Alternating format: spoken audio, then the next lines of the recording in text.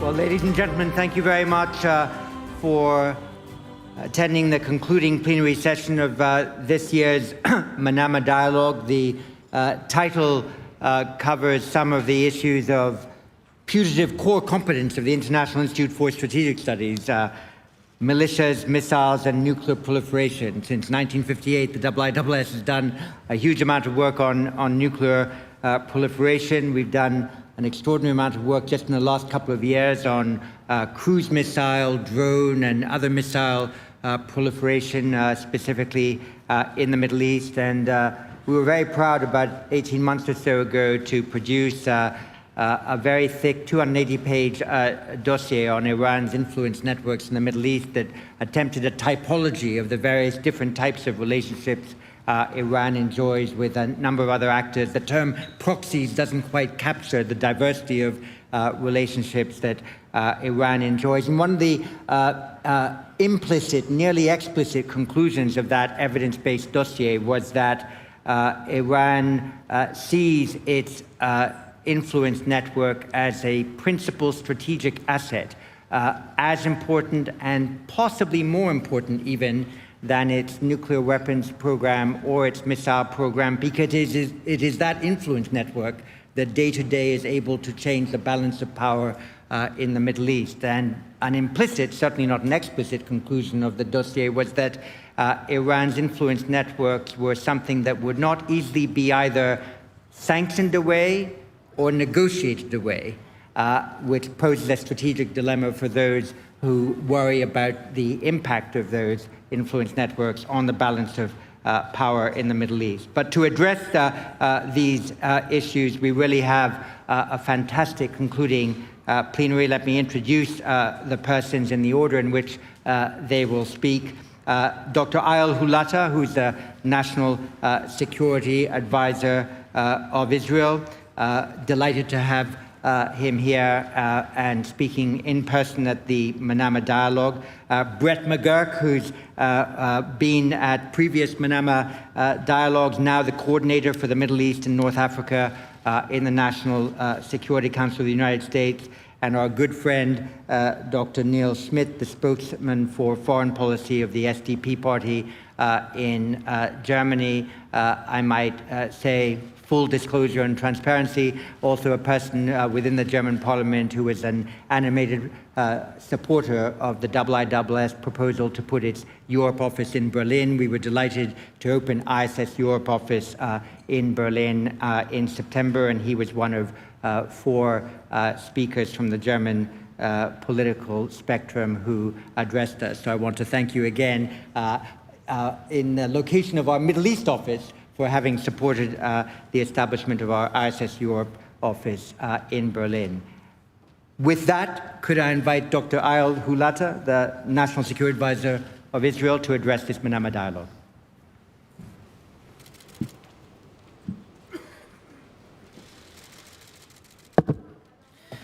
Thank you, John. Dear delegates, participants, and friends, I want to thank our Bahraini hosts, and especially to His Majesty the King and the Crown Prince, His Royal Highness Sheikh Salman, for this remarkable event. Also thanks to the IISS Manama Dialogue organizers, and again, especially you, John. It is my honor to be here and to speak to you on this occasion. I'm happy to be in the panel with Dr. Nils Schmid. Congratulations on the elections, and good luck on your expected new role. I'm sure that, as we do today, we'll have close collaboration in the future. Also, here's a very close friend and ally, Mr. Brett McGurk, Deputy National Security Advisor to the United States. Always great to see you and talk to you. This is a unique opportunity for the leading designers of foreign and security policy from around the world to meet. For the last few days, we have met in large forums, bilateral sessions, exchange views and perspectives on a large host of joint matters of concern, but also on mutual interests and opportunities. My participation here comes as we mark the first anniversary of the Abraham Accords with the UAE, Bahrain, and Morocco, which joined Egypt and Jordan as partners of peace to Israel. These accords have been a clear message across the region that collaboration, innovation, and optimistic vision are the best driving forces for the better future of our peoples. Ladies and gentlemen, this panel is titled Militias, Missiles, and Nuclear Proliferation. Indeed, issues that Israel deals with at the top of our national security list of priorities.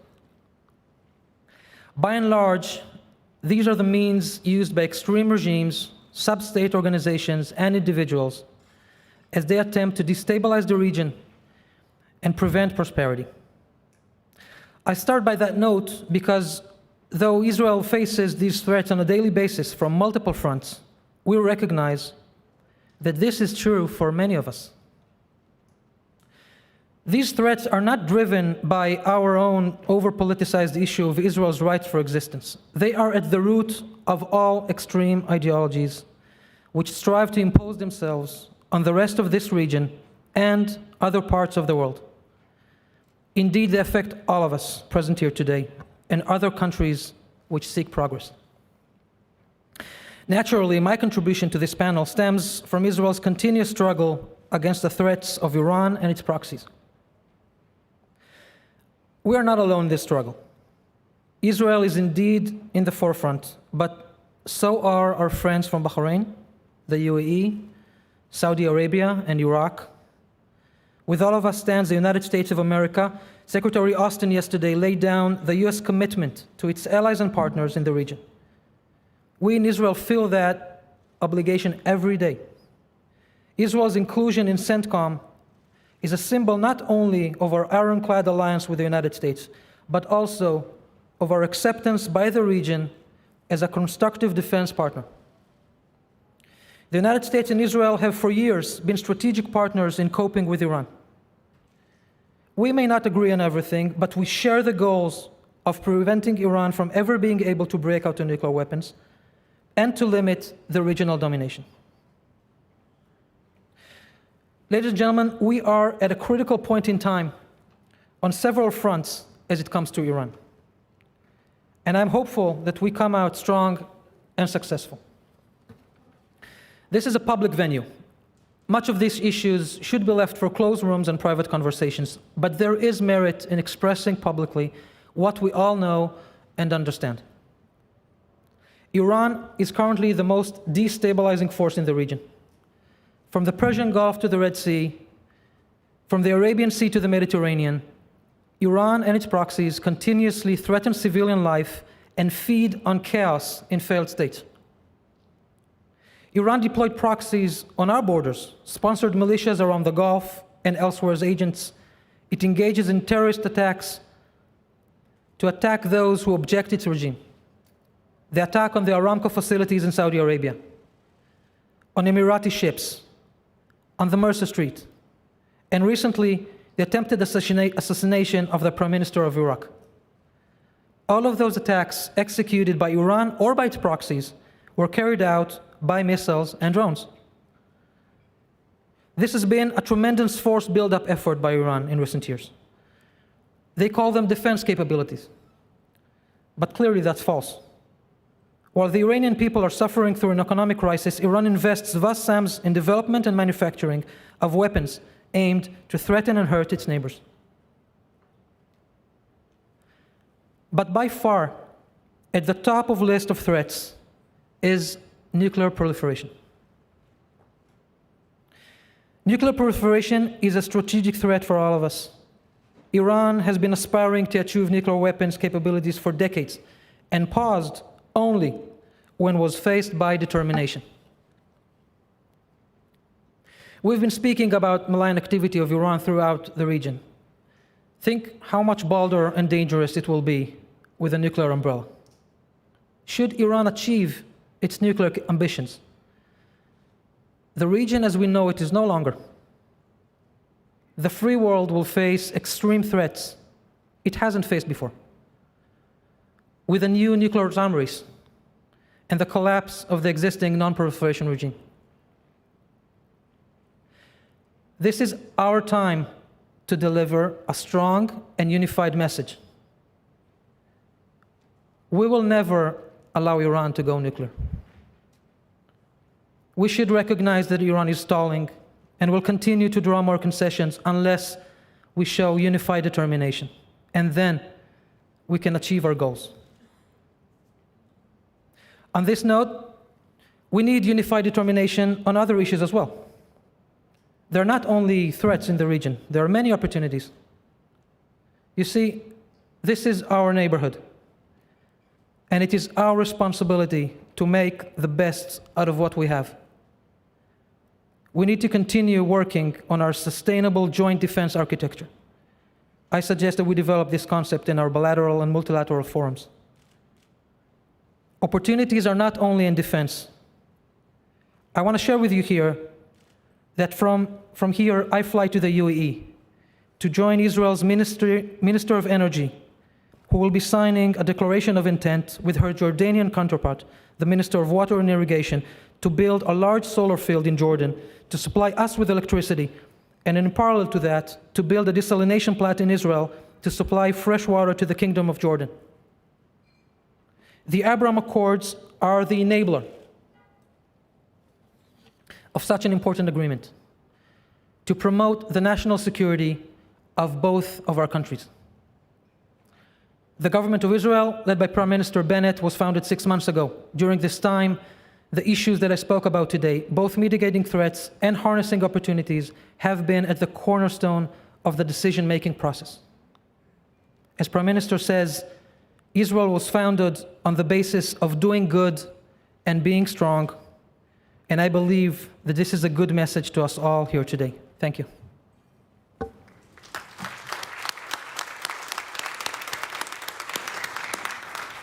Eyal, thank you very much, and I hope during the discussion we can enter into a little bit more detail about what could be meant by a sustainable joint defense architecture in this region.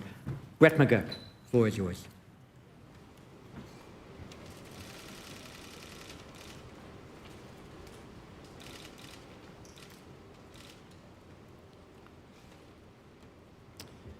Thank you so much, John, and I want to thank His Highness King Hamad, Crown Prince Salman, the hospitality of the Bahraini people, and IISS for this extraordinary forum. I think I was last here, as John mentioned, in 2018, and then obviously we have not been able to gather in some time because of the pandemic. So being back here is a reminder of the tremendous opportunity this forum provides those of us doing this work, because the amount of work that I've gotten done here in 2 days is more than I think I've gotten done in 9 months. So I'm very grateful for this incredible forum. I'd like to start by filling in some of the broader themes of our integrated strategy here in the Middle East, following on Secretary Austin's important address yesterday. And I thought I would just back up. I know the topic is on militias, missiles, and nuclear proliferation. But I've been asked here over 2 days whether the United States is deprioritizing the Middle East region, or leaving the region, whether to focus more on Europe or Asia or our own hemisphere, or whether the withdrawal from Afghanistan somehow presupposes a withdrawal from the Middle East. So you heard it from Secretary Austin, but let me be absolutely clear. The United States is not going anywhere. This region is too important, too volatile, too interwoven with American interests to contemplate otherwise. And Afghanistan was about Afghanistan. It is sui generis. It had nothing to do with our interests and commitments here in the Middle East region. In fact, if anything, it frees up the time, attention, and resources of the United States to focus here on our vital and important interests. At the same time, those of us in positions of influence in Washington would be careless if we did not approach this region after 2 decades of singular American focus here with some humility, introspection, and a commitment to applying some hard lessons learned with wisdom and thought. Since the attacks of 9/11, the United States of America, across the last 3 administrations before ours, each quite different in character, has really pursued maximalist, grandiose aims in this region: regional transformation, democratization through nation building, regime change, multiple regime changes through military means and otherwise, often impervious to the questions of costs, consequences, sustainability, and risks, including to our partners here. In the Biden administration, we're looking forward here in this region by really getting back to basics. Back to the basics of building, strengthening, and maintaining alliances, the basics of sound strategy, setting goals and objectives only after careful study of facts on the ground and consultations with our friends and partners, being ambitious in the power of our diplomacy, but disciplined to ensure that such ambition is applied to clear aims pursued through a sustainable and necessarily finite base of resources. So how does this theme back to basics, the basics of partnerships, of alliances, of patience, of aligning ends and means, pertain to particular issues? I'll focus on a few examples, but starting with the title for this panel, Militias, Missiles, and Nuclear Proliferation. State the obvious. What do these three things have in common? They have in common Iran. They are, as John mentioned, they are Iran's means of extending power and threatening friends in this region and our own personnel. From the outset, in the Biden administration, we assume, based on experience and analysis, that the regime in Iran is an adversary, and it will remain so for the foreseeable future. We fully support and welcome diplomacy to address discrete issues, reduce risks of miscalculation, and find potential avenues for de-escalation wherever they exist. We support the Iranian people's aspirations for accountable governance, as we're seeing this past weekend in Isfahan. But we have no illusions that Iran might suddenly change its orientation or that the regime in Tehran might collapse under the weight of unilateral sanctions with moderates rising to the fore to take the reins. One might hope for those outcomes, but to pursue them headlong as a matter of American foreign policy, impervious to cost risks, including to our friends, is naive, realistic, and leads to unintended consequences, often to the detriment of U.S. interests and the interests of our friends. Accordingly, our approach to Iran, a declared adversary, is grounded in essential and tested principles of deterrence, diplomacy, and de-escalation, neither of which can work without the other. And from these principles, we really have three immediate aims. First, following on what my friend Eyal mentioned, preventing Iran from obtaining a nuclear weapon. We are deeply concerned, as should the entire world, if you follow this issue closely, about the dramatic and increasing acceleration of Iran's nuclear program since the prior presidential administration left the JCPOA. President Biden has stated, and he means it, that we are committed to diplomacy. But we are also prepared to pursue other options should diplomacy fail. Second, we are committed to strengthening our friends and our partners. We've taken note of engagement between the Gulf states and Iran, and we're realistic but hopeful that such engagement might de-escalate tensions here, reduce the risks of miscalculation, ultimately reduce the risk of new conflicts. But at the same time, we recognize that engagement must be pursued from positions of strength. And again, make no mistake, the United States will increase our efforts to strengthen the self-capacities of our partners in the Middle East to defend themselves and protect themselves, particularly against the threat of Iranian drones and missiles. Secretary Austin mentioned an important data point yesterday, that Saudi Arabia is defeating 90% of the UAVs, drones, and missiles launched against its territory from Yemen. That's something we've done over the last 9 months, applying unique American capabilities, capacity, training, but the Saudis are doing it on their own. And we're not going to rest until it's 100% as we work to wind down the war in Yemen. Third, immediate objective, protect our people and our friends. We maintain a significant presence in this region, as you heard again from Secretary Austin. He pointed out in one of our bylaws yesterday, we have 7 fleets in our Navy. 3 of them are deployed outside of our shores, and one of them, of course, is just down the road in the harbor here. And we've been here since 1947, and we're not going anywhere.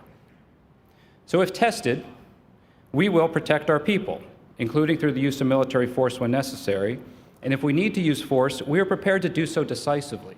We are not going to get drawn into tit-for-tat exchanges of fire with Iranian-backed proxy groups. And they know it, that if we respond, we are prepared to respond decisively. Beyond the immediate challenges of Iran, a few additional issues of note consistent with my opening theme, back to basics. First, with my good friend Eyal here on the panel, for Israel, our commitment to Israel's national security is ironclad and sacrosanct. It's the most basic of basics. President Biden has said if Israel did not exist, we would have to invent it, and he means it. It's part of his DNA. Other issues I've been asked about the past 2 days, Syria. In Syria, we're pursuing very clear goals. Locking in ceasefires, which have brought levels of violence to the lowest levels in a decade, addressing the humanitarian crisis, which is at one of its worst points in the last decade, and maintaining pressure on ISIS and al-Qaeda networks with a sustained U.S. military commitment in eastern Syria. And we support Israel's right to defend itself from Iranian proxies, missiles, and drones in Syria and elsewhere. In Iraq, we fully support Iraq's sovereignty, its constitution, and its institutions. We're pleased to see the strengthening ties between Iraq and Arab states, a linchpin of regional security. And we're fully and deeply committed to a multifaceted relationship with Iraq under our Strategic Framework Agreement, including a long-term commitment to train and further raise the capacity of Iraqi security forces and the Kurdish Peshmerga. I want to help Iraq control its sovereign space and exert its sovereignty and its independence. Longer term, and this is important, this region is interwoven with the effects of climate change, technological change, cyber intrusions, and popular longing for improvements in economic conditions and human rights, always a central component of American diplomacy. These are borderless challenges, many of which require close cooperation between states and peoples across this region, even between states that have not enjoyed relations historically. And in that regard, the Biden administration fully backs the Abraham Accords. We're working to strengthen those that already exist and expand to new countries as opportunities arise. We're also building on the healed Gulf Rift and new patterns of interaction between capitals that not long ago contributed to a polarized environment from North Africa to the Gulf. And it's in this new spirit of cooperation that we're finding opportunities and new areas of mutual interest. We're working to spur strategic investment and joint ventures across the Middle East and Africa through the President Biden's Build Back Better World initiative on infrastructure. Through this initiative, known as B3W, which you'll be hearing more about, we aim to invest together to literally secure the future, including the diverse supply chain in critical sectors like rare earth minerals, essential medicines, energy renewables, and semiconductors. These are ambitious goals, but they're also realistic, achievable, matched with the power of partnership and private industry together with public investment, as recently seen in our own country with the largest investment in American infrastructure since the Eisenhower administration. Another question I've been asked here over the last couple of days, where is the United States of America heading?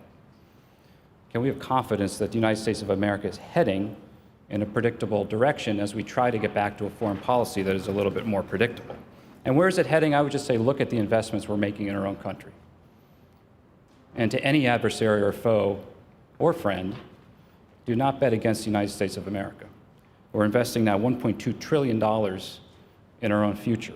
I was just at an electric vehicle manufacturing plant in Detroit, a plant that had closed down with President Biden just a few days ago. We're investing massively in our future, and it points to the direction of our country and where we're going to be over the next 10, 20, 30 years.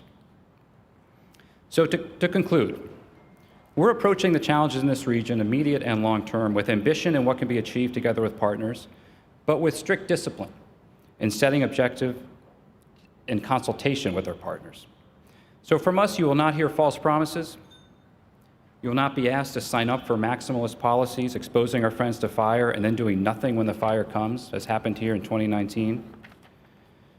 And while we will remain undeterred in countering Iranian aggression, our broader vision for the region is a positive one, built on interconnectivity and intercourse, taking advantage of the Abraham Accords and other openings, and resting on a foundation of sound, predictable, and solvent policies, something that people in my country and in this region, I believe, we can agree is long overdue. So I'm going to thank you for listening, and I look forward to the questions in the panel.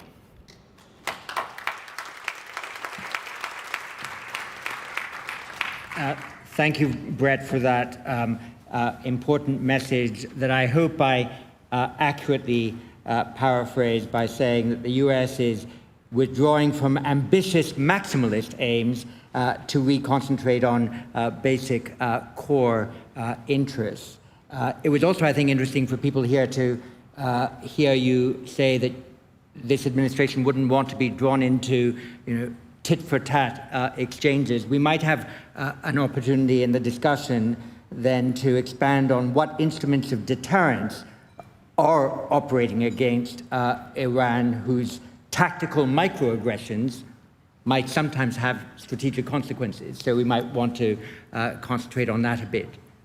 Nils Schmid, the floor is yours.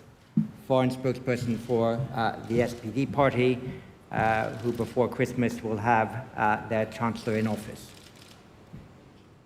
Hello, everybody, ladies and gentlemen. Let me first thank the Kingdom of Bahrain for this great hospitality, the King and the Crown Prince. And let me just say that this is my first time in Bahrain, the first time that I attend the Manama Dialogue.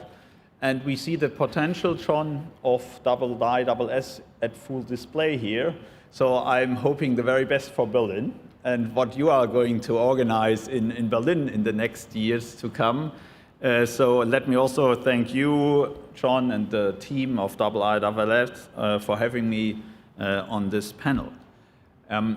Since I've arrived here 2 days ago, I had a lot of talks with a lot of international guests here, and many asked me about the incoming coalition government in Germany, what is to expect from a Chancellor Olaf Scholz. So my short answer is, when it comes to foreign policy in the Middle East, do not expect too much change, but lots of continuity. Since we are still in the midst of negotiations, I'm not allowed to talk to you about any details. But there is one point that has already been finalized among the 3 potential partners, and that is the utmost importance the new government will attach to our relationship, our friendship with Israel. And I will just remind you that the still acting Chancellor Merkel rightly declared that Israel's security is part of Germany's reason of state, Staatsräson, and therefore non-negotiable. And this strong commitment is already one of the core foreign policy foundations of the new governments that is coming in probably next month. And this will also shape our view at the region, especially with regard to Iran. A nuclear Iran with nuclear weapons, would pose an existential threat to Israel and would also pose an extreme threat to all the countries and people in the region. Besides this continuity in our relationship with Israel and a continuous backing of the two-state solution, we also see close cooperation with our most important partner and friend outside the European Union, the United States. This has already also been stated in the preliminary document of the coalition government. But as the Biden administration is shifting its focus towards the Indo-Pacific and the systemic competition with China, it's up to us Europeans to increase our diplomatic, economic, and as a last resort, our military activities in Europe's direct neighborhood. And this not only includes Africa and the Mediterranean, but also the Middle East. And over the last few years in the fight against ISIS, you have seen some of the first signals of this growing involvement. Germany will also remain a true multilateralist and increase its engagement with the region through international organizations like the United Nations and, of course, through the European Union. One of the basic tenet of Olaf Scholz when it comes to foreign policy is the following. Europe is Germany's most important national interest. Therefore, you will see the new German government using its political influence to make Europe stronger, as it is clear to us that only a sovereign Europe will be able to defend its values and interests in a world increasingly shaped by disorder and great power competition. Putting Europe at the center will also shape Germany's approach towards the Middle East, which will closely align with our partners in the European Union, especially France, and with our non-EU partner and friend, the United Kingdom. We've seen, when it comes to Iran and its nuclear program, that cooperation with France and the UK is nothing new. It's rooted in the early 2000s when the Social Democrats and the Greens partnered in government in Germany the last time. It was back in 2003 when the German Foreign Minister Joschka Fischer, together with his British and French counterparts, invested a great deal of political capital in a trip to Tehran, where he sought to resolve the dangerous conflict over the nuclear program by political means. After a 12-year diplomatic marathon, ups and downs, these efforts finally paid off with the signing of the JCPOA by Iran, the E3, the US, China, and Russia in 2015. For us, the JCPOA is a success story of diplomacy and European engagement in the region, although the agreement is not perfect. It contains sunset provisions, it does not cover the ballistic missile program, and it does not prevent Iran from pursuing an aggressive regional policy. But, and this is crucial, it prevented Iran from developing nuclear weapons. And it provided the international community with robust monitoring of the country's nuclear activities. Therefore, we see Donald Trump's withdrawal from the agreement as a mistake and grave setback for international non-proliferation efforts. At the same time, we acknowledge the progress made by Israel and Arab countries in pursuing peace and prosperity for the region. And the German government has already fully supported, especially Heiko Maas, our foreign minister, has fully backed the Abraham Accords. Now, with Joe Biden as president, we again have a reliable partner in the White House who is committed to diplomacy and arms control and who is willing to fully implement the JCPOA if Iran does the same. Unfortunately, I must say, the Iranian regime has opted for a dangerous course and has seriously jeopardized the survival of the agreement. It has expanded its enrichment of uranium and disregarded other JCPOA obligations. And it temporarily halted negotiations in Vienna. Now, as the talks can resume at the end of November, I hope, we demand a constructive attitude from the Iranian side so that the JCPOA can be fully implemented again soon. However, as you know, our conflict with Iran goes well beyond the nuclear issue. We strongly criticize the regime's systemic human rights violations, the arbitrary arrests, the torture of prisoners. But we do not only condemn its brutal domestic policy, its repression against its own citizens, but also its aggressive regional policy. Iran's ballistic missile program poses a serious threat for neighboring countries and beyond. And its support of terrorist organizations and radical militias in countries like Syria, Iraq, and Yemen is destabilizing the whole of the region. The E3 should use its diplomatic capital, which it has gained during the nuclear talks, to promote the much-needed negotiations with Iran on issues beyond the original JCPOA. So we are welcoming the cautious signs of rapprochement between Iran and Saudi Arabia, as it is clear that a lasting stabilization in the region can only be achieved through an understanding between Tehran and Riyadh and Tehran and other Gulf states. I hope that we will one day see the creation of a regional security architecture, even if that from today's perspective seems to be a long way off. Nevertheless, and even if it remains a massive challenge, we must continue to strive for a sustainable de-escalation of all conflicts harrowing the Middle East and especially the Gulf. And I think Europe should play a bigger role there in the future. At the same time, we need to widen our perspective and tackle the increasingly pressing broader issues of human security, such as climate change, environmental degradation, and water scarcity. And just to take the issue of civilian nuclear security, we all have in mind that just some 100 kilometers away across the sea, there's a nuclear power plant run by Iran at Bushehr, which, in case of disaster, is not only of interest to Iran. So, to end on an optimistic and positive note, I think these topics might be a starting point where cooperation could more easily be achieved. Thank you very much.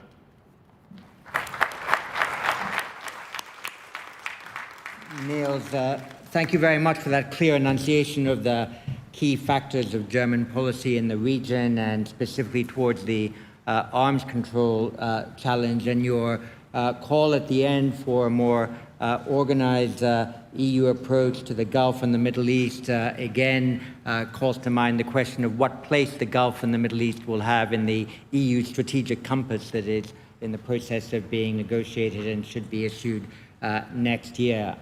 I do have more than 20 people who sought the floor, which means that our speakers have well animated this discussion. I'm going to take 8 or 9 of them in a group to get a diverse sense of how the hall has reacted, as it were, to these statements, and then we'll come back to the panel. I'll ask first His Royal Highness Prince Turki Al Faisal Al Saud of Saudi Arabia, please. Thank you very much, John. To Dr. Hulata, whatever threats and rockets are launched against Israel, that is done under the banner of freeing Palestine from Israeli occupation. The Quds Brigade's name speaks for itself. So why not join the Arab Peace Initiative and remove that threat? And is the present Israeli government committed to a two-state solution? There is some question mark about that. Plus, why not dismantle Israel's nuclear weaponry as long as everybody's deciding to dismantle Iran's nuclear capability? And Mr. McGurk, from that aspect of nuclear dismantling, why not go for a zone for weapons of free of weapons of mass destruction and nuclear weapons? That will be the surest way of guaranteeing not just Iran and Israel's nuclear ambitions, but the rest of us as well. Because the JCPOA has opened the gate for proliferation by allowing Iran to enrich uranium. And Israel's weapons and arms superiority is well known to all of us. So she really doesn't need nuclear weapons to keep us from threatening her.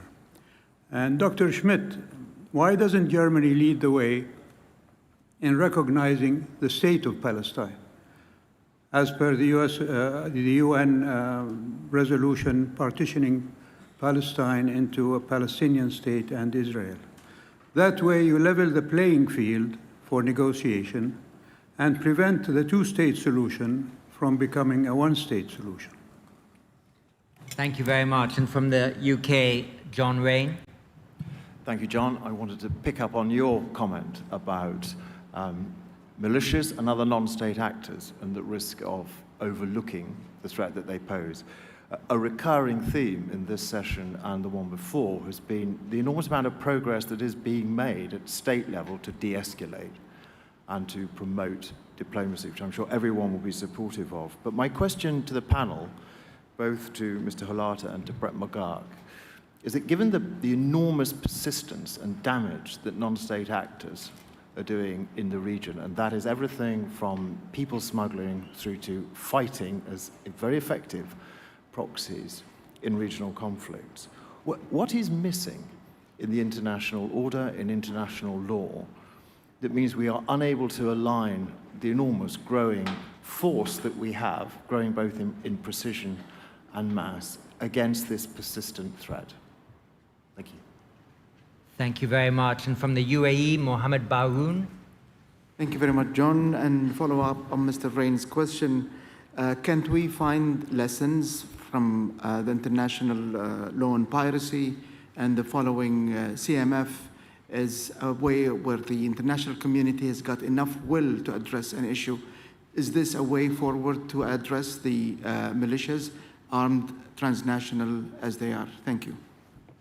Thank you very much. And from Saudi Arabia again, Najla Al-Sudairi. Thank you so much. And this is to Deputy Assistant Brett McGurk.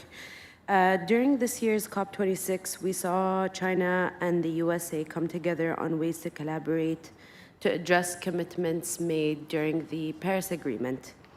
How will this collaboration between the two countries benefit the region, especially on aspects such as technology to address the second commitment made by Saudi Arabia, China, and the USA during the Saudi G20 presidency in adopting the circular carbon economy framework? Thank you. Thank you very much. And from Israel, Barak Rabid. Thank you, John. First question to you, Brett. You said that if Iran tests the US, you will respond decisively, including with military force. Well, Iran did test the US just a few weeks ago in the attack on Tanf, and the US did not do anything. And as you know yourself, in this region, many people, when they see inaction, they interpret it as weakness. So I would like you to comment on that. And to Mr. Hulata, the previous Israeli government, during the talks on the JCPOA, was against any deal with Iran. And the result was that Israel became totally irrelevant to the talks. It seems that the new government is taking the exact same position. Aren't you concerned that you will become irrelevant as the previous government got? Thank you very much. I'll take two more before we come back. Nicholas Childs. Thanks, John, and thanks to the panelists for their remarks up to now. In terms of the themes of this session, the friction points that are being addressed, that we've witnessed some spillover from these in the maritime domain, as we've heard over the past couple of days, with various different incidents in and around the Gulf and in other waterways in and around the region. Learning from that, what kind of extra efforts to mitigate and prepare for the risks of and concerns of escalation and miscalculation that are being fueled by these should be addressed?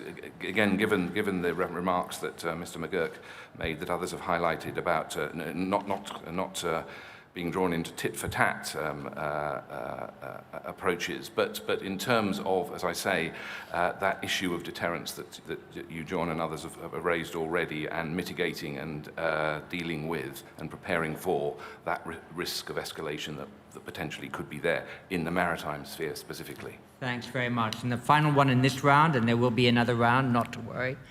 Abdissam Al-Khatbi from the UAE. Thank you, John. I'm Sam Kitby from Emirates Policy Center. Well, the things which I didn't hear or addressed our main issue, everybody is addressing the nuclear issue. Here in the Gulf, this is not the issue. The missiles is this. The nuclear missiles, the range, the numbers of these missiles, the drones. So I'm wondering how this will be taken to Vienna negotiation. And the other things that I heard from General Austin, from Bert McGurk, but nobody is talking. You mentioned that if Iran did not comply with the negotiation, that you will take an action. What is the action? What's the plan B? And the Israeli, they are refusing that Iran is becoming a nuclear power, okay? So what you are going also to do if Iran, I think Iran will not declare itself as nuclear power. Iran on the threshold, nuclear threshold. This is more useful and profitable for Iran. Everybody is running after Iran to bring Iran on the negotiation table. So why Iran wants to be a nuclear power? To antagonize everybody in the world? This is the best situation for the Iranian to blackmail everybody. So what you are going to do? Thank you very much. We'll go in reverse order to answer the specific questions that were addressed to each. So maybe Nils Schmid first. You had at least the Palestine question, maybe one or two others.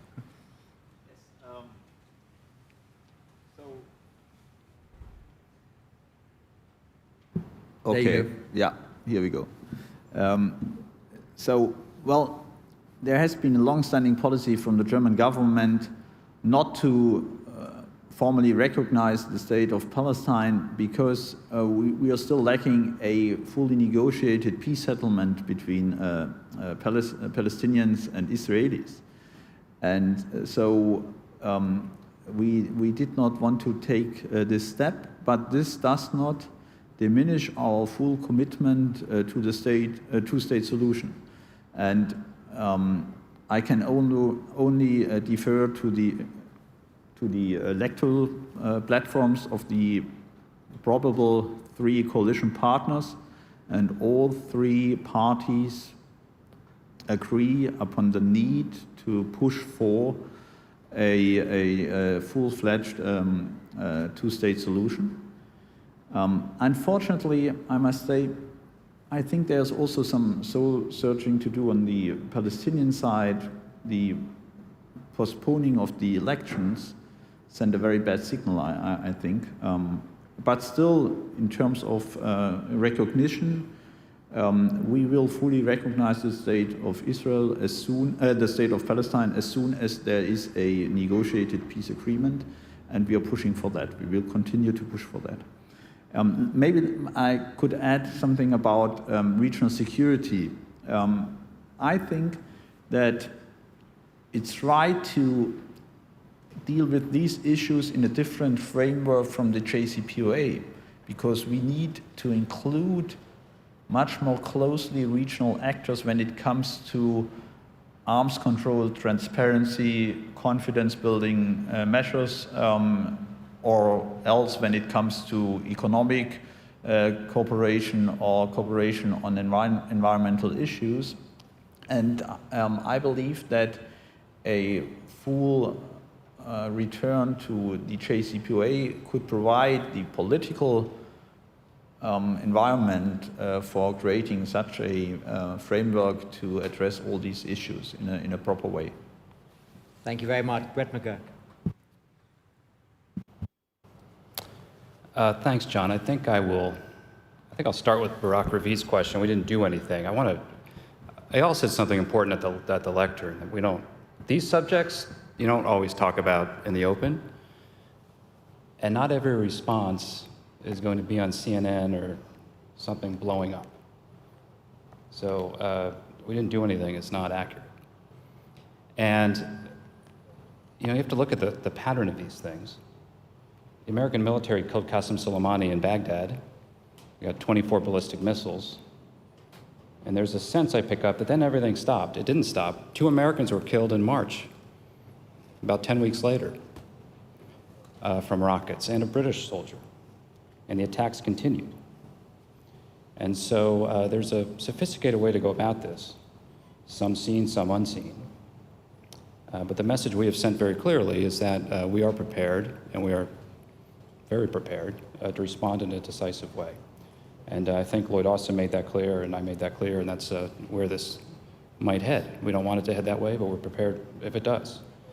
On the question of JCPOA and missiles, on missiles and UAVs, we are focused similar to how we approached the prevalence of IEDs back in the early years of the Iraq War, with the entire US government, every agency, department, expertise on addressing this threat. And our missile defenses are very good. Our missile defenses here in this region with our partners are extraordinary. And the UAV defenses are getting much better.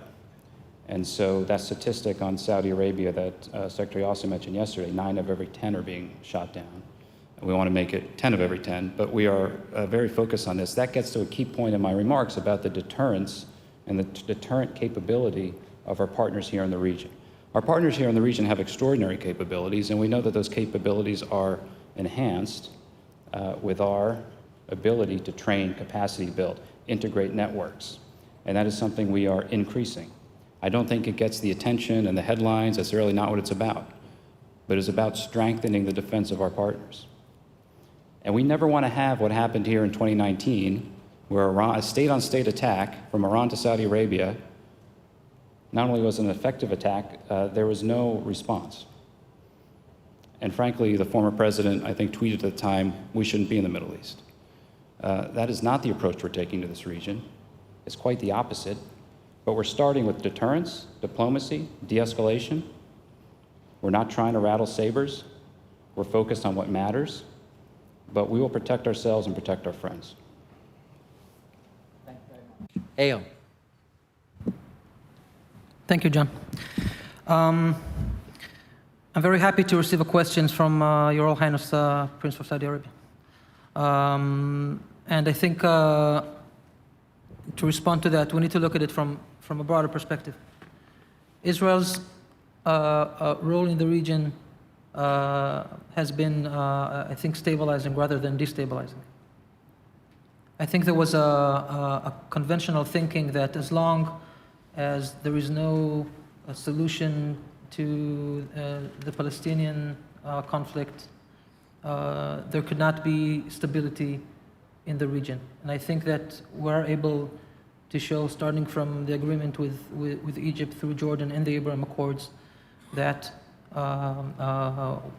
we can deal with those issues in parallel and hopefully to find how to combine them rather than separately. Now, of course, our adversaries will always use that as propaganda. The Quds Force are called Quds Force for a very specific reason. But I would ask, when they fired drones at Aramco, was that because of us? Was that because of things that we didn't do? I don't think so. I think that they did that because they want to destabilize the entire region. And I think that they use us as an excuse oftentimes as propaganda. Now, Israel, the government of Israel is committed, and they made it clear, to the stability and the improving of the lives of the Palestinians. We're working with the Palestinian Authority intactly, and we'll continue to do so. And hopefully, in a point in time, there could also be political advancements. But as we look at the situation with the Palestinians, we also need to look at Gaza. In Gaza, it's a different ballgame because we have withdrew from the Gaza Strip. This did not improve the security of Israel. On the contrary. And with Gaza, Israel only wishes for the Hamas to stop accumulating arms and to fire to cities and towns. And we want to bring back 2 soldiers and 2 live civilians that are in Gaza as a humanitarian issue. And we'll continue to promote stability as it comes to this conflict. Sir. Thank you very much. We have time for another big round, so we'll go through people crisply. Franz Stefan Gatti from Austria. Thank you, John. And this is a question for the Israeli National Security Advisor. I think he would be best suited to answer it. Picking up on what Mr. McGurk recently said about that it's inaccurate to say that the United States didn't respond to recent Iranian aggressions. I would like to ask a question about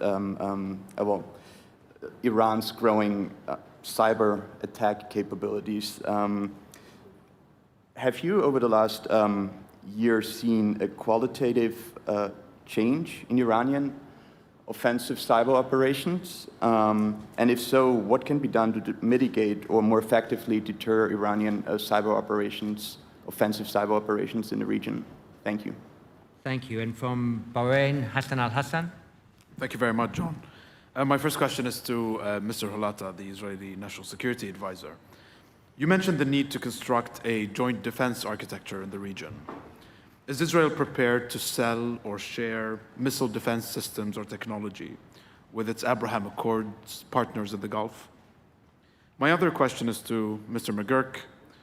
Mr. McGurk, you mentioned deterrence as one of the three main components of your approach on Iran. Could I please ask you to clarify what exactly you're deterring Iran from doing? Are you solely interested in deterring Iran from acquiring a nuclear weapon? Or are you equally interested in deterring Iran from supporting militias, perpetrating missiles or UAV attacks, or threatening maritime security? Thank you. And from the UK, Bill Emmett.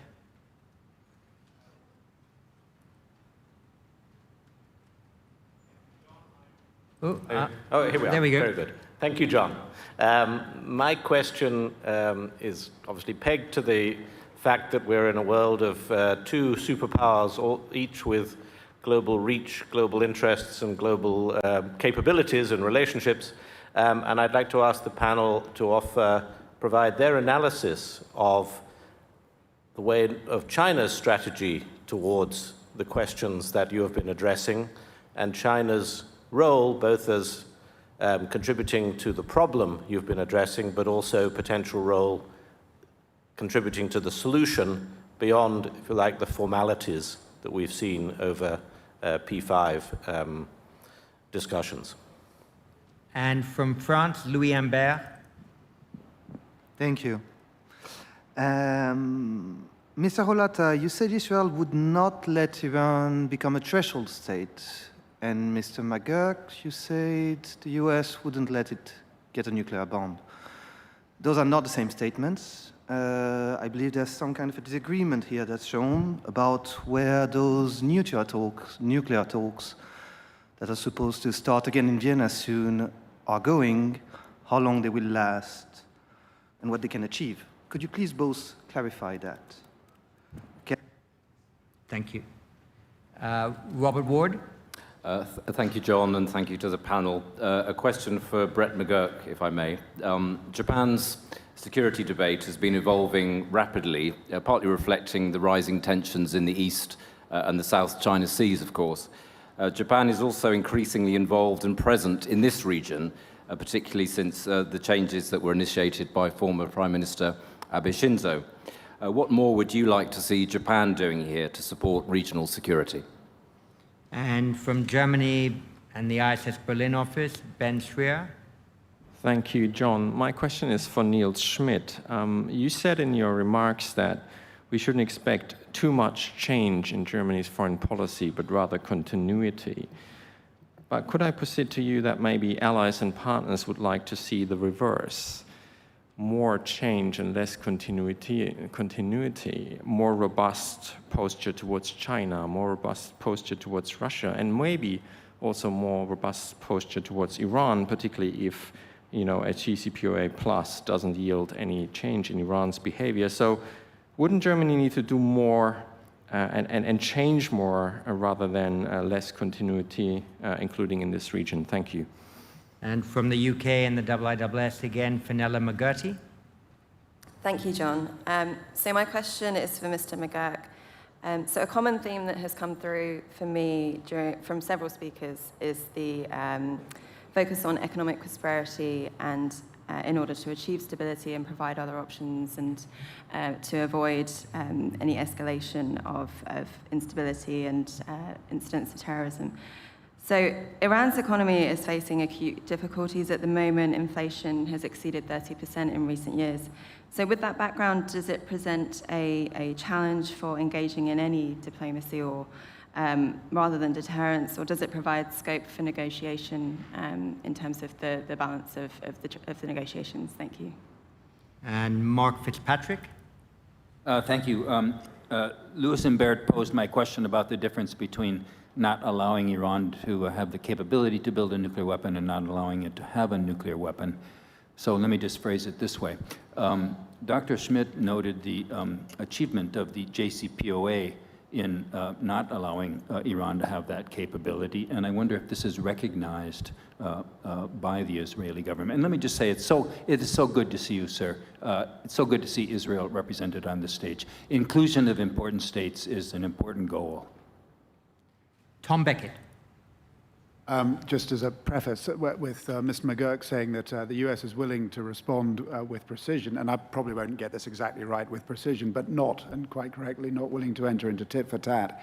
What used to always surprise me about this region was how popular maximum pressure was, yet very few people seem to articulate what the outcome of maximum pressure would be, which most observers thought would be a more hardline regime in Tehran. Well, there is a more hardline regime in Tehran now, and so here in this region, people think that, and thought, that what is sometimes coined as maximum diplomacy will have about as much chance of success as maximum pressure in achieving a behavioral change in Tehran. So if it doesn't, and this is the question for the United States, is the United States really willing to apply decisive military force to achieve behavioral change? The question for Israel is, does Israel want the United States to do that? And the question for Europe is, what would the Europeans do if a shooting war were to start in the Arabian Gulf? That's such a dramatic question. We probably need a couple more just for the panelists to seize on the best answers. Daniel Dillon-Boehmer from Germany. Many thanks, Mr. Chipman. Sort of picking up where Mark Fitzpatrick and Louis Imbert left, I was wondering, Mr. Hulata, what is actually really Israel's red line for a new agreement with Iran? What does Israel actually expect as a minimum outcome? Because even the Netanyahu administration never made that quite clear. So I wonder if your administration will. And from Bahrain, Nufal Awadi. Thank you, Chairman. My question is addressed to the panel. Nuclear proliferation has been a consistent threat ever since the days of the Cold War and even post-Cold War. But now the concept of security threats has changed. So we have the security threat of a global pandemic, and this has also entered into the definition. So my question is, how can we create a sustainable peace, and how does the international community aim on creating that, especially keeping in mind the younger generations as well as the future generations? Thank you. Thanks very much. And I think we'll actually have time for a third round here. So the 7 or 8 who are on my list, don't worry, you'll probably get to the floor. But maybe I'll take the answers in the order in which the individuals initially spoke. So Eyal, you first. Right. I want to address a few of the issues on Iran, of course. So for us, and I think that this is agreed by everyone who knows the Iranian behavior, Iran will not concede to any concession just because we ask them nicely. This is not the way this regime has conducted its behavior. And to those who question how can pressure succeed, I think we need to look further down, not just for the last few years. There were several rounds of pressure campaigns on Iran, and in both political administrations in the United States, and they were successful in mobilizing Iran to change their policies. And our basic stand is that unless Iran is forced to change its policy, it wouldn't change its policy. Now, we, of course, think that the Iranian issue is not just our problem, it's a global problem. And as of that, we do support, as I said in my address, unified global determination action as it comes to Iran. But Israel at the same time has said over and over again, and we've said that, the Prime Minister said that as well, this time, Israel will be ready to defend itself if it needs to. And we will make the preparations to do so when we need that. And other than that, as I said in my address, I think that the specifics should be discussed in the proper settings. So if you excuse me, that's about what I will say here in public on this issue. On cyber that was asked, I think that cyber warfare is becoming more and more easily available. I was asked about whether or not Iranian capacity is improving. I think what's definitely improving is the notion that this can be used more easily without consequences, even when attribution is more easily assigned than before. That's a big scope. I'm not sure I have the time for that, but John, as we said, maybe in a separate conference we can devote time to talk about that. Thank you. But you can add a couple of sentences perhaps on your assessment of Iranian cyber capability. Has it increased because of improvements in capacity and doctrine, or because they see fewer legal constraints in their use of cyber power? I think the main reason is that they believe that that is a tool that they can use more easily without paying consequences. And it's easier to use cyber than to, on Israel at least, and I think in general for them, than to use other means. And this is why they do it more and more. I think the question on how to block this, how to deter from it, and how this should be countered is a critical issue that we need to look into, indeed.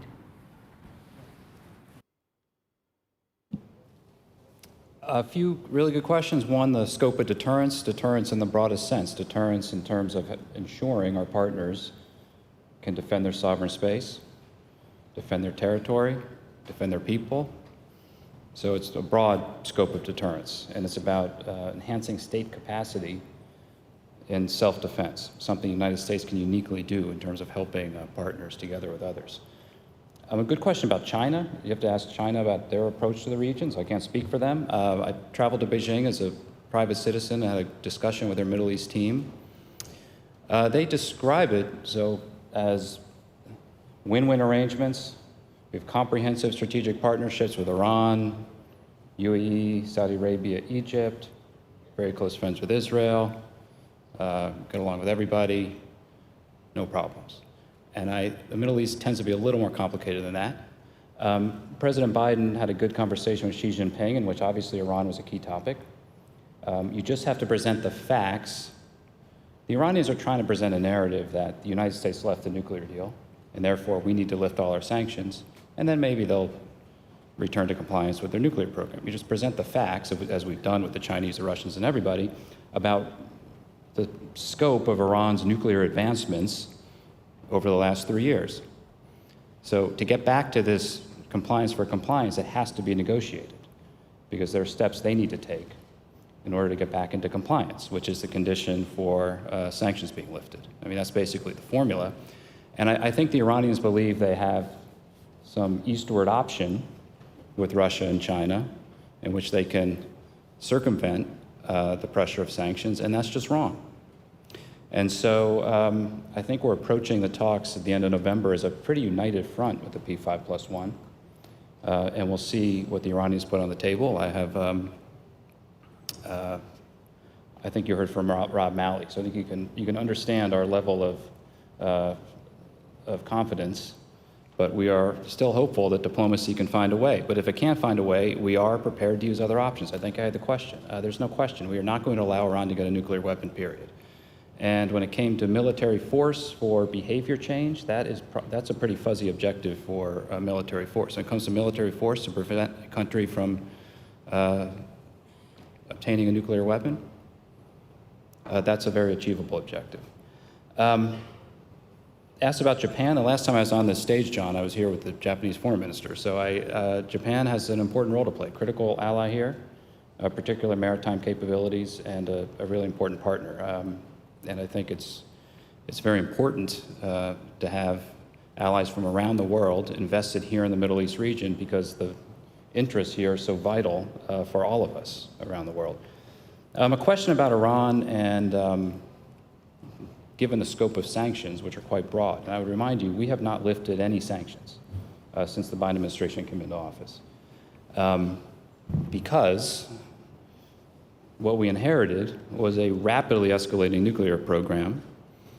And so the bargain is if sanctions are going to come off, the Iranians have to commit to getting their nuclear program back into the constraints of the nuclear deal. I think one theme of these questions, if you really look back, whatever you want to say about the JCPOA, there are definitely problems with it. I think we've all criticized it in and out of office. It put a ceiling on Iran's nuclear program for a decade. We would not be talking about this problem if that deal was still in place. We could focus on other things. So that is why we are committed to this compliance for compliance arrangement, and we have managed in the last 9 months to rebuild a united front in the P5+1, so we are not the isolated party. But the question was about what can you really do given that sanctions are on Iran. There's an easy way out in terms of sanctions relief for Iran, and it is the nuclear deal. And I know there's a lot of talks between the Gulf states and Iran. I mentioned them in my opening. And again, if there are avenues for de-escalation, avoiding miscalculation, having opening channels of communication is a good thing. But I think the message Iran is hearing is that any extent of normalized trade, commerce, the only path out is through the nuclear deal because the nuclear threat is so serious. It is not the only threat. Just going back to something from the last round of questions, missiles, militias, state capacity, these all need to be dealt with. But the nuclear thing is escalating. It's reaching a crisis point, and that is why we are so focused on it right now. And Nils Schmid? So about German foreign policy, be careful what you wish for, because the alternative, at least as far as it is represented in parliament, on the far right and far left, is probably not what you are expecting Germany to do in the future, to be closer to Russia, to be closer to China and the like, and to be rather neutralistic in its foreign policy. So I think that continuity in German foreign policy is good news for the world, for our neighbors in Europe, and also for the Middle East. This does not mean that there will be not some adaptations to new realities, especially when it comes to China. This has been debated in German foreign policy circles for some years now. And so if there is a China chapter in the new coalition agreement, you should read it carefully. If there's not, well, okay, you will see the new government in action. I think that we have fully understood systemic rivalry with China. We have fully understood that this has a lot of dimensions, not only military and diplomatic, but also technological and economic. And I think that especially for Germany, with its high-tech economy, with its export-oriented economy, this is a very important issue. So there will be more geoeconomics now at display in German foreign policy than before. And this brings me also to the question of how we see China's role in this region. Well, there are two guidelines China follows in foreign policy. One is non-interference, and the other one is stability. So that sounds good, especially for the region, stability. Non-interference would be also very welcome because there's so much interference going on in the region. Still, we also see some more active engagement from China. So arms exports have become a tool of foreign policy by China. This also is relevant for the region and for the wider region, so to say. And we also have the idea of shaping the multilateral order along Chinese ideas.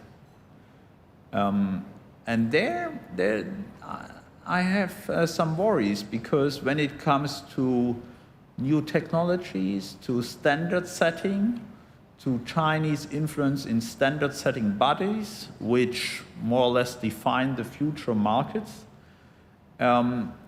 non-European parts of the world, Asian countries, but also some Arab countries, often side with China in these multilateral arrangements, and not so much with Europeans and Americans. We have to really look closely at that in the future, I believe, because for some of the countries here in the region, the idea of these surveillance technology and how to stabilize also domestic security arrangement is quite attractive. And so data privacy, how Chinese tech companies may get into national sensitive critical infrastructure is an issue not only for Europe, but also for the Arab world, for Asian countries. And I think that we need to debate these issues more with our partners here in the region as well. And there will be one more continuity in German foreign policy, that is to avoid shooting wars. So I do not speculate about shooting wars in the region. I just want to say that we should enhance our diplomatic activities and political engagement in the region, together with the Americans and other partners, because this region is the neighborhood of Europe. And I believe that in the changing geopolitical landscape, there's not so much the European Union, especially Germany, can do about the Indo-Pacific. Well, we partner with the US when it comes to dealing with the Indo-Pacific. There has been the new document, the guidelines for the Indo-Pacific, elaborated by the outgoing Foreign Minister Heiko Maas.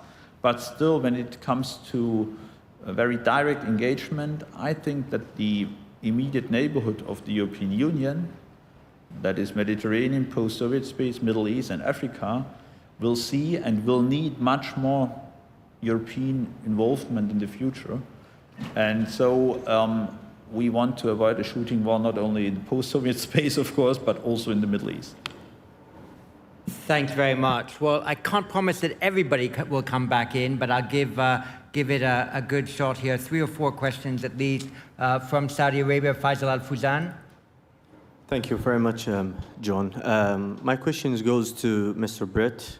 Does the United States have the cyber capabilities to define itself and its partners from Iran cyber attacks or from other countries like China? Thank you very much. From Iraq, UAE, Mina Al-Orebi. Thank you very much. I want to focus on the militia part of the panel, and Brett McGurk, if I could please ask you about militias in Iraq. Hashd al-Sha'bi is now a part of the state apparatus, and yet under its umbrella are militias that very vocally speak about attacking US interests, but also Iraqi interests. So how do you resolve that when the US time and again speaks of the importance of Iraq's sovereignty? Thank you. Jason Isaacson from the US. Thank you, John. Seconding Mr. Fitzpatrick's remark earlier, allow me to also note how significant and welcome it is to have National Security Advisor Hulata in this plenary session. To Mr. McGurk, consistent with the remarks yesterday of Secretary Austin, thank you for your strong messages of continued U.S. commitment to close strategic partnership with Israel and with America's longtime allies and friends in this region. But on your last response to questions, I wonder if you could share with us your thinking about the plans not only to return to the JCPOA, but also to broaden that agreement to include regional aggression and missile development. If you succeed in returning to JCPOA, what leverage will be retained, or what other diplomatic tools can you envision to produce such a broader agreement? Thanks very much. And from Germany, Jan Kuhlmann. Thank you very much. I have a question about Syria, please, which I would like to address to Mr. McGurk, if I may. The UAE has re-established its diplomatic ties with Syria on a new level. The State Department said that they are worried about it, but there are many people who consider this reaction to be rather lukewarm. And if the US is not in favor of it, they are at least accepting this new foreign policy. Could you clarify your position, and what is the answer we may or could expect if Syria is really returning to the Arab League, as it may happen on the next summit? Thank you very much. And from the US, Basma Halawi. My question to Mr. McGurk. For years, there are talk that the US and its Gulf partner need to implement an integrated missile defense system in the Gulf region to counter the threat of Iranian missile, drone, and UAS. And at the same time, the whole world is seeing Iran escalating its drone and missile distribution and production. In your opinion, what are the challenges, reasons that delay implementing an integrated missile defense system in the Gulf region, similar to Israel Iron Dome? Thank you. Thank you very much. Dana Allen. Thanks, John. I have an observation leading to a question to all the speakers. The observation is that until this session, I think it was only the Jordanian foreign minister who spoke with any emphasis about the Israel-Palestine issue. And that's different from a lot of past Manama dialogues I've attended. And I have to say, it kind of stipulate that it constitutes evidence that Dr. Hulata is correct when he says it's not really a big source of regional instability or that important for regional stability. However, my question is, if the two-state solution, as many observers believe, is on its deathbed, if not dead, what are the long-term implications for the special relationships that Israel has with both the United States and Germany? And finally, Ragida Dergam. Yes, thank you very much. Ragida Dergam, founder and executive chairman of Beirut Institute. And my question is to both Mr. McGurk and Mr. Schmid. I want to actually be honest with you. I want to chide you. I want to pick a bone with you both, because you have deliberately absented a very important country that is being dismantled, partially and very big partially due to the Iranian influence in it, and that is Lebanon.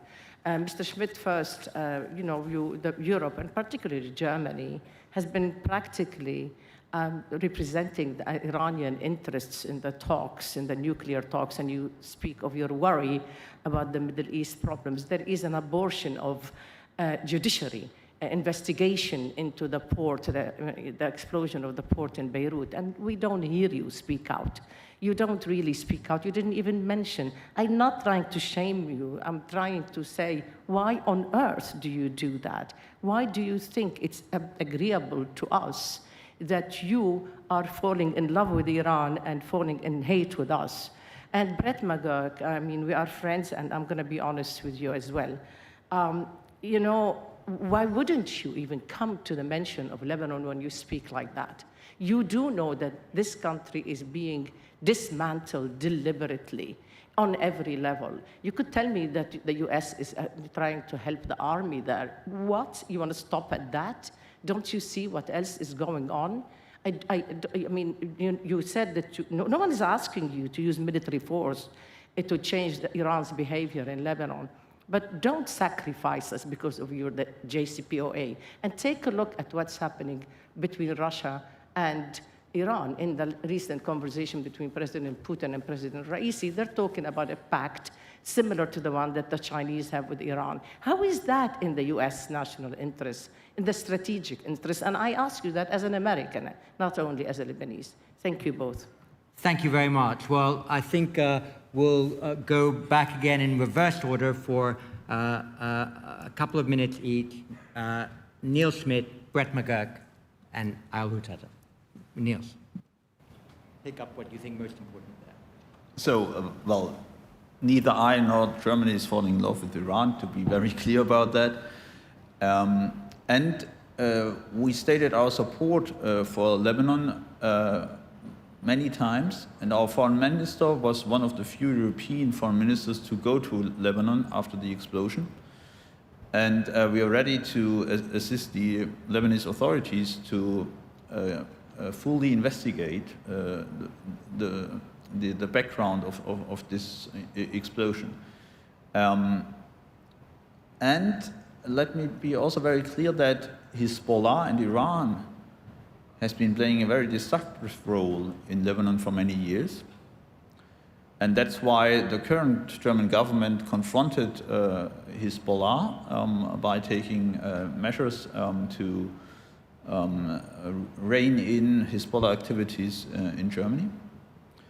But I must be also very clear about the total failure of the Lebanese elites over the last few years. And there can be no unconditional support from the West for these elites, partly kleptocrats, who have been plundering their countries for many years. And that's why, despite all my sympathy with the Lebanese people, I'm advocating that in case that there will be no changes, the EU must think of sanctioning Lebanese officials for their wrongdoings to bring about changes in Lebanon. So, you know, patience is running out with the elites. I think that the next elections, which are scheduled in spring, first of all, should not be postponed and should be the opportunity for political renewal in Lebanon. I agree with my government and the European governments that any financial aid to the Lebanese government must be very tightly linked to reforms. On this two-state solution, we all see that it's maybe not on a deathbed, but implementation of the two-state solution has become more and more complicated. But still, we do not see any better alternative to the idea or the concept of a two-state solution.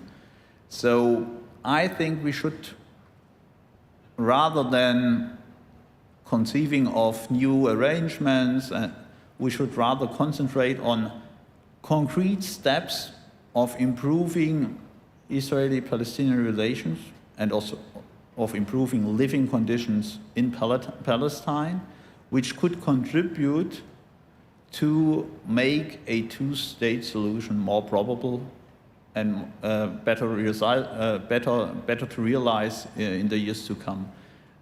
The German government will not give up on the two-state solution, and it has the full political backing of all the relevant political parties in the German parliament for that. Excellent, thank you very much. Brett McGurk.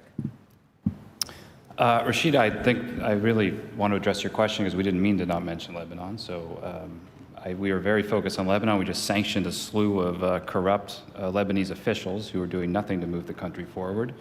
And we're doing what we can with a carrot and stick approach, including working with the IMF to try to pull them out of the economic morass they're in. And yes, doing what we can with the Lebanese armed forces to ensure that that institution remains intact. So there's a lot we're doing, and unfortunately, we're almost out of time, but I'm happy to speak with you after the panel. On Syria, I will make a prediction. Syria is not going back to the Arab League. I see the Secretary General of the Arab League in front of me, so I won't speak for them, but I think this is what I've seen reported of this kind of uncontrollable trend. I think I would just, what we've been saying is, let's really look at this in terms of what's happened in the last 3 years. I mean, these embassies opened back in end of 2018. Mohammed bin Zayed called Assad in 2020. This has been something that has been ongoing, but I do not see a galloping forward towards readmission to the Arab League or normalization or anything like that.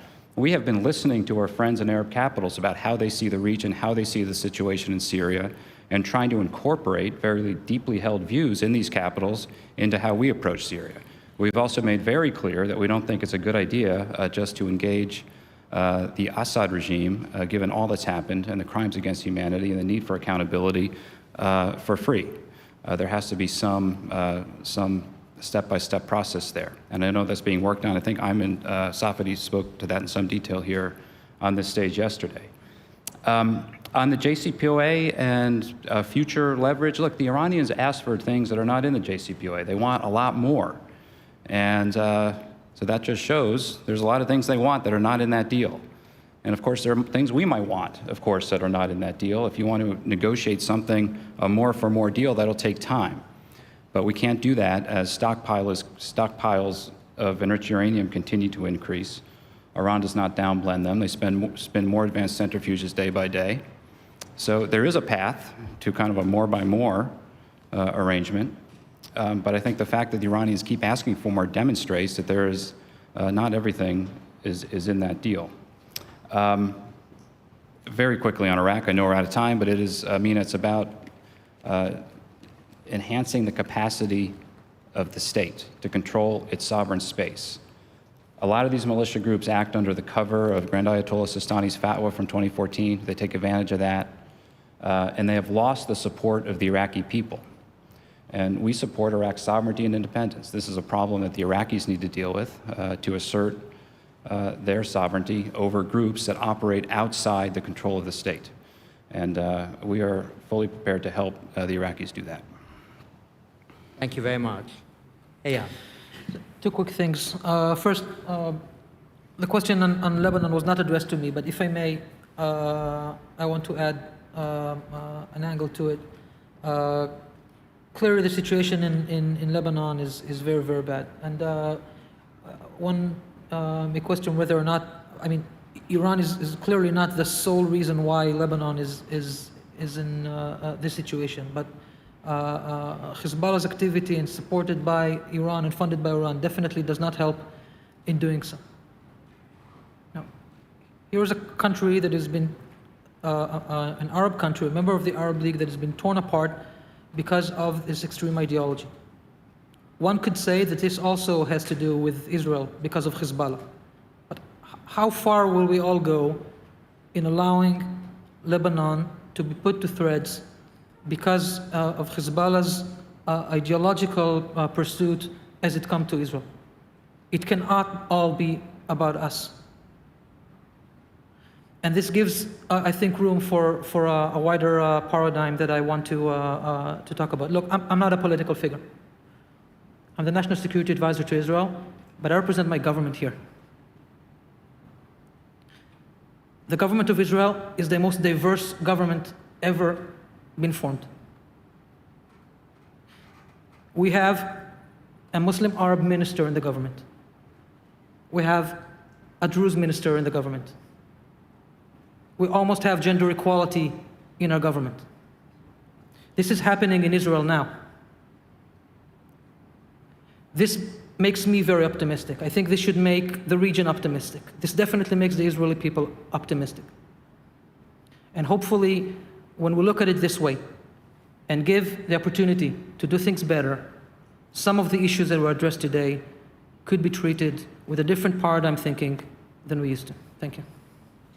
Well, thank you very much. Let me do three things here. First, invite you all to thank our three panelists for their sometimes somber but always calm, analysis-rich, and evidence-based discussion that they've animated today. Please, thank you to our panelists.